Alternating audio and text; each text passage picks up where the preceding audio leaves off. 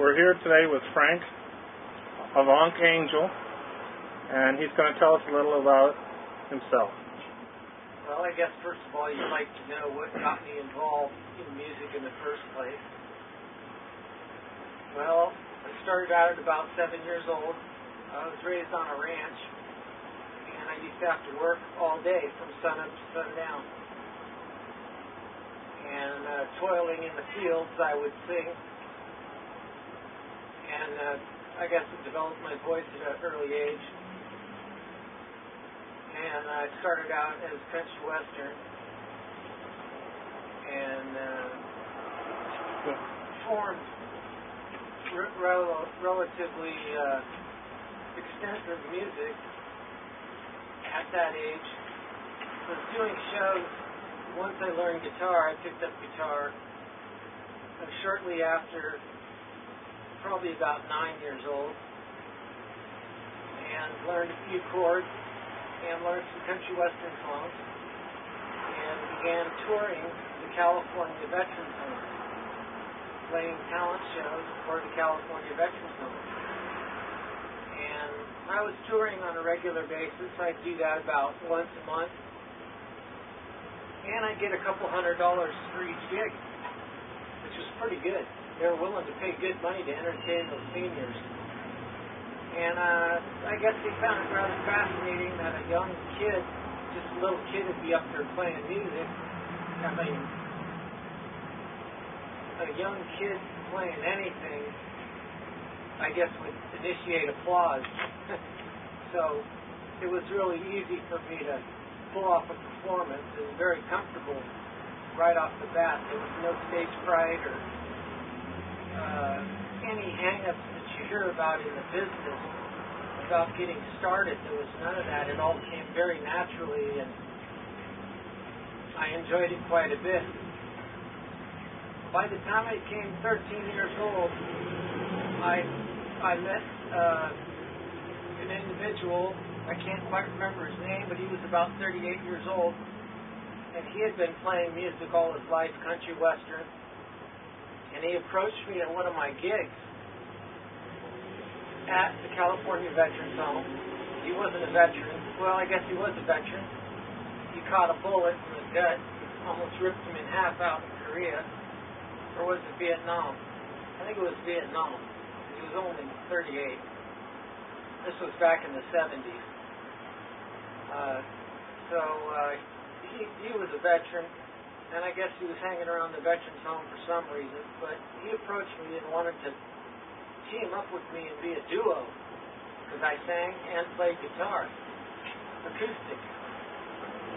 And I said, I want you to play out in front and I'll play behind you. And he thought, no, we have a novelty, we have a gimmick, which is the young person playing the show, and so he wanted to be the side man.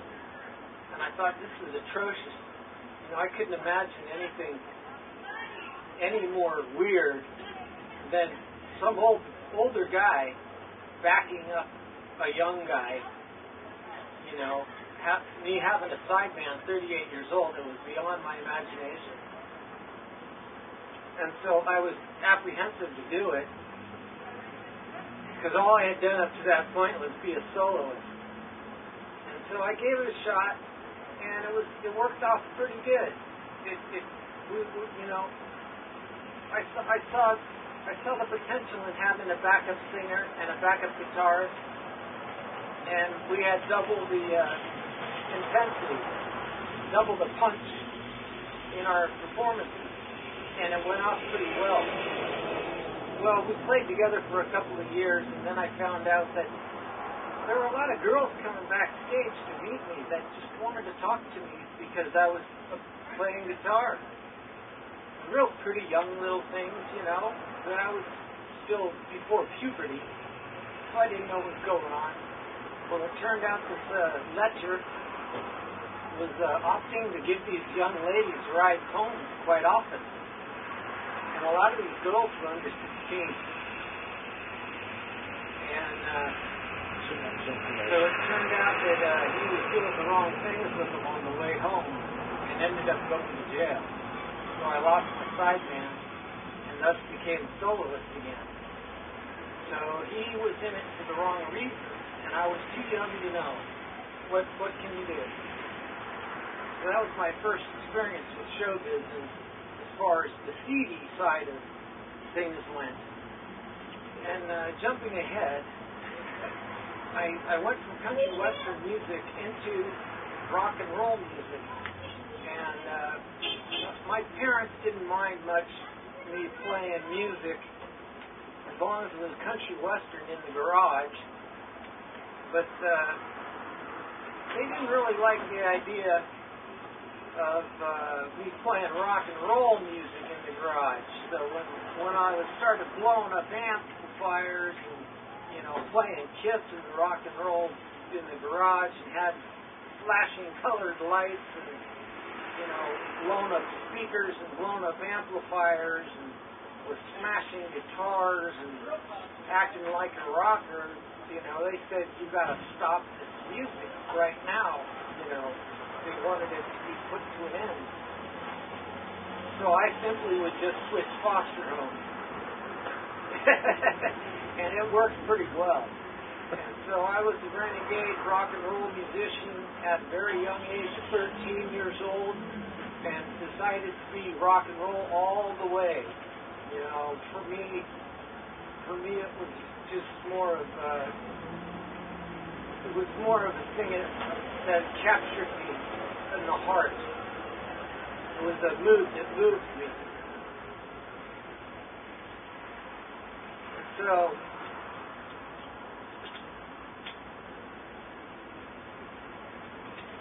once you get carried away with the spirit of the mood, it captures you and you get carried away, carried off, so to speak.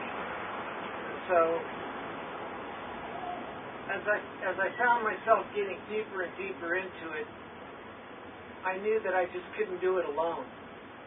So I went out and looked for bands, and there really weren't a lot out there. But I found a friend, somehow, I can't quite remember because it was so long ago, but somehow or another I ended up in this band when I was 16 years old. It was my real first serious rock band. It was called Predator. It was years before the movie ever came out. And we were a hard rock band and real competitive in the San Francisco Bay Area out in California. We were playing Battle of the Bands and winning, and doing all kinds of concerts and shows and parties and, going through all the business of getting our equipment ripped off and everything, and it was a blast. So my first real serious rock and roll band was Predator. We were together for about 3.5 years. We'd break up for a couple of years and get together for another couple of years. So on and off, I was with Predator for about 7 years. I was with other bands in between the stints where Predator had broken up. We prevailed the rock scene out in the San Francisco Bay Area, out in California. And just to reiterate, it was about 4 years before the Predator movie ever came out. We got the idea from Sharks. That's where we got the idea for the name. And we liked it. We liked the way it sounded. It was black on red. Black background, red lettering. Predator. We were 16 years old. About the time we really hit big. And we're winning Battle of the Bands, placing first place. And then I joined other bands. I was in over 100 bands out in California. Steamroller, Ancient Iron, Detonator. Boy, it's too many to count on one hand. I auditioned for Faith No More, turned them down because I thought they had the wrong image. I told them they had the wrong type of name. This was before they got Mike Van Patten from Mr. Bungle. Mike Patton or whatever his name is. And I said, I've got life, lots of faith, So why don't you call it, Faith Anymore or something? And they wouldn't change their name. The guitar player wouldn't take off his glasses. They wanted me to sing with them in the worst way. I said, forget it. They ended up making it big. When I was with Steamroller, Metallica was in the audience and waited in a line of 100 people for 45 minutes to meet us. And they told us that we were a killer rock and roll band. And this was way before they were famous. And we had heard about Metallica. There was a little buzz going around about them. Long before they were famous. Excuse me. And this was when Cliff Burton was still alive. So I got to meet the old bass player for Metallica. And they told us that we were a killer band and that they really thought we kicked ass. We played with Loz Rocket and Diamond that night at the, I believe that was the Berkeley Keystone. And that nightclub's been closed down for over 20 years. And we were underage playing. And I told Metallica, I've heard about you guys. I heard you were a killer garage band. And they said, yeah, we rule. They said, we rule the garage scene. And sure, we played nightclubs, we played parties, we played garages, we played wherever we could, anything for exposure. And my reply to Hetfield was, well, you might be a killer garage band, but we're looking to be a killer Coliseum band. We're looking to be a killer arena band. That's our goal. That's why we're playing these nightclubs. We're honing ourselves to be an arena band. Coliseum band. That's why I focus my sound on the big Coliseums, the big arena sound, large, more of a large old style classical metal, not metal, but classical rock sound. And that's more of a big arena, big Coliseum rock sound. When you went to go see Led Zeppelin, when you went to go see Yes or Genesis or some of these older bands, they'd be playing in large arenas. And their sound would carry and resonate for a long time. And their notes would hang for a while in the air. And nowadays, music doesn't do that. It's just a jumble of notes. And I like to stick with the old tried and true methods of,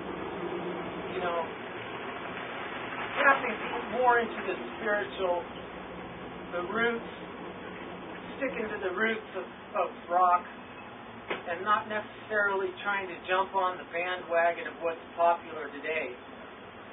I stay away from that. I really shy away from all that. That type of thing is the worst. That box office poison. To me, that's the worst thing you can have, is to try to be like somebody else. The worst thing you can have is to try to sound like what's going on at the time. Like if something is popular at the time, and everybody's trying to sound like that, that's the worst thing a musician can do, is try to sound like another musician. That just bugs the hell out of me.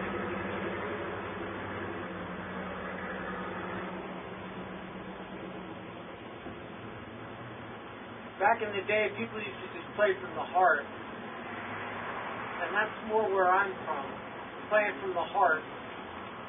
And I play more from a mood. and from a feeling. And I'm not about the money.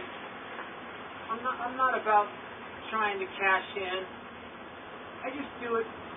I've been retired for 5 years. I just do it for my pure enjoyment, and I really have a good time doing it. And I find in this mode, I'm more productive.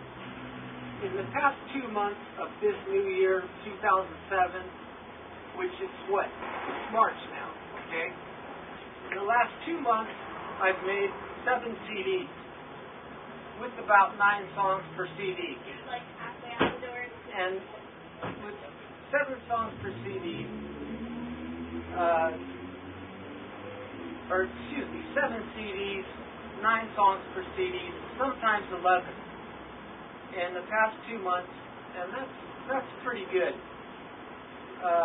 I feel I'm more productive. There's less pressure when I'm just doing it for my pure enjoyment, just playing from the heart and going off of a feeling and off of mood. And that's more satisfaction to me.